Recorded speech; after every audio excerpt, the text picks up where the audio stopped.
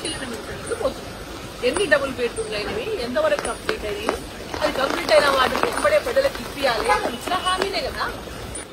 ఏ survey దండయాత్రకు పోతలేము, దానికి ఎన్నికపోతలేము, ప్రగతి భవన్ ఎక్కడికే పోతలేము. మా చేతుల కట్టెలు ఉన్నాయా, కత్తులు ఉన్నాయా, ఏమున్నాయి? మా చేతుల కట్టెలు కత్తులు ఏమైనా తీసుకొని పోతాం ఎక్కడికైనా?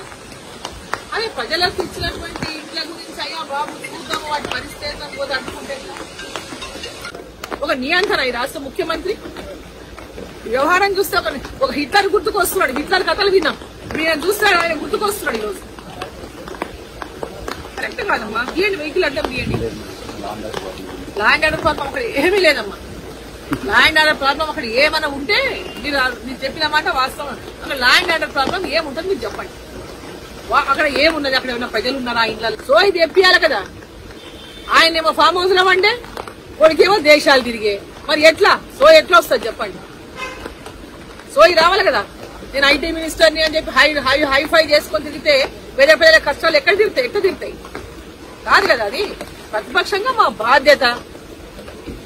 బాధ్యత ప్రభుత్వానికి వాళ్ళు ఇచ్చిన తీయండి అడుగుతున్నాం. వాళ్ళు ఇచ్చిన హామీనే నెరవేర్చని అడుగుతున్నాం.